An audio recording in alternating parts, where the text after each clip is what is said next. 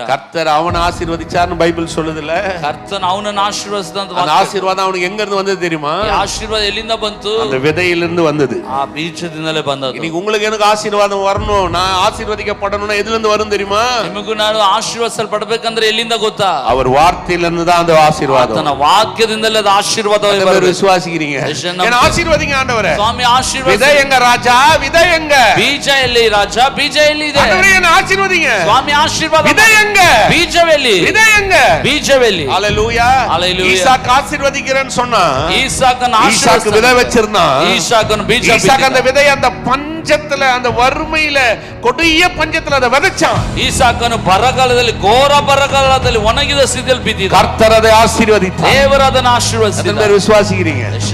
100 மடங்கு அறுவடை. அவன் 100ரಷ್ಟು ಆಶೀರ್ವಾದ. கர்த்தருடைய வார்த்தையை நம்பும்போது 10% ஆசீர்வதிப்பதில்ல. ದೇವರ ವಾಕ್ಯ ನಂಬಿದ್ರೆ 10ರಷ್ಟು ಆಶೀರ್ವಾದ. கர்த்தருடைய வார்த்தையை நம்பினீங்கன்னா 20% 50% இல்ல. ದೇವರ ವಾಕ್ಯ ನಂಬಿದ್ರೆ 20-50ರಷ್ಟು ಅಲ್ಲ. கர்த்தருடைய வார்த்தை, ದೇವರ ವಾಕ್ಯ 100 மடங்கு என்ன ஆசீர்வதிச்சுங்க. 100ರಷ್ಟು ಆಶೀರ್ವದಿಸ್ತಾನೆ. ஹalleluya. ஹalleluya. 100 மடங்கு. 100ರಷ್ಟು. இப்பொழுது இருக்கிறதை பார்க்கலாம். ಇವತ್ತು ಇರುವುದಕ್ಕೆ 1000 மடங்கு அதிகமாகும்படி 1000ರಷ್ಟು பிதாக்களின் தேவனாகிய கர்த்தர் ಪಿತೃಗಳ ದೇವರು சொல்லியபடி அவனை ஆசீர்வதித்தார். ನುಡಿದಂತೆ ಆಶೀರ್ವದಿಸ್ತಾನೆ. 1:11 அப்படியே வாக்குத்தத்தம் தராரு. ಧರ್ಮೋಪದೇಶ ಕಾಂಡ 1:11 வாഗ്ದಾನ ಕೊಡ್ತಾನೆ. அந்த பேர் விசுவாசிக்கிறீங்க?